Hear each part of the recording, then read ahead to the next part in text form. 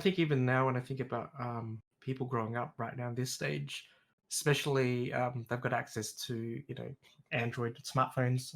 Sorry, and back then, even in high school, we only just got introduced to like your Motorola's that were like your flip phones with a Razors. pull out. Yeah, it's like you pull out your antennas and things like that, and even then it was like your phone, it was your parents' phones, and then to your nice Nokia 5110s, which are like the bricks, and they were basic, and the only game you had was like Snake.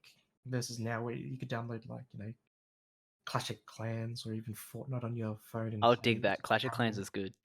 Yeah, it's an interesting game.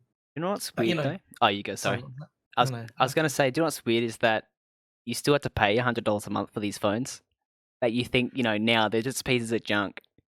Yeah, pretty much. It's just interesting how easily accessible phones are, or even technology for that matter nowadays.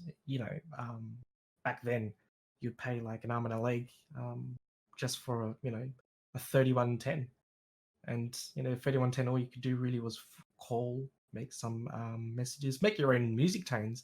Whereas now you could just download an MP3, cut it, and just make it your ringtone. So it is an interesting, I guess, transition through times of technology. Mm. But I think it kind of shows how updated we are, more efficient life is now compared to back then. Yeah, I mean, even 2009, you got the first iPhone, and that didn't even have an app store. I think you could only make calls and texts. Maybe I think there was no app store. It was a very limited phone.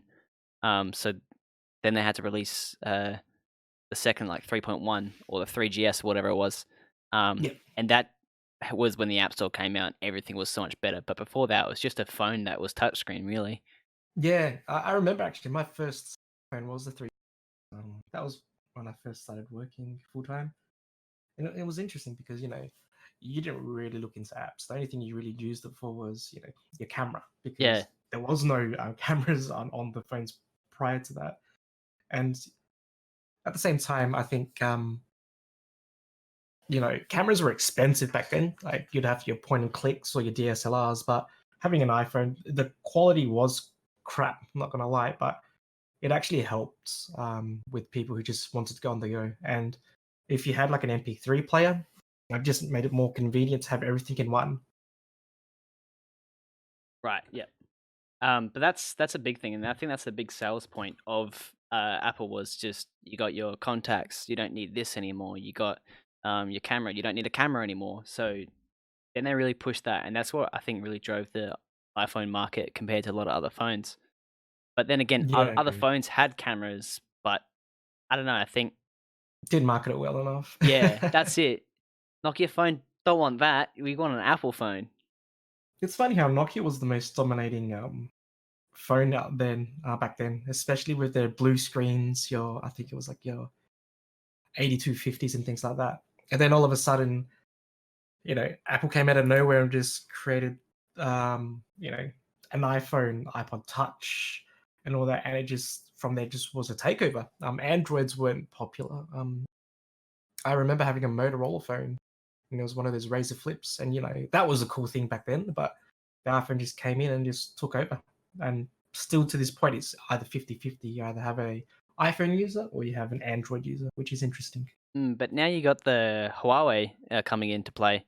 That's I think that's become number one like sales phone. Like so, it's I think it's Huawei, then can't remember. I think Huawei, Samsung, Apple, Google, or something like that. But Huawei is like the number one selling phone on the market now, which is really weird because they come out of nowhere almost. It's interesting. Huawei. I met with the vice president about 3 years ago on which is they I reckon will be a market to be reckoned with, because they are so far ahead of their time in terms of technology, and it's pretty. Their products aren't. They don't feel like cheap, if that makes sense, Yeah, and they're always constantly updating the technology. So it'll be interesting to see how they go in the next 5 years, I'd say. yeah, that's yeah. Huawei's it's like do you know Tata? The Tata I think it's Tata. Yeah, Tata cars. That's I've heard of them, yeah. yeah. It's like so I think like that's an Indian prominent like car. Like most people in India have a Tata car, and now this new car company has literally become like one of the biggest car companies in the world.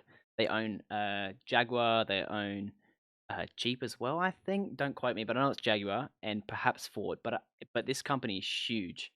Um, but like once again, it's the same. Yeah, It's the same sort of idea as that. It's just blown up from basically just selling to a big market and just dominating that market. And once you've dominated that market, you can then expand onto bigger and better things.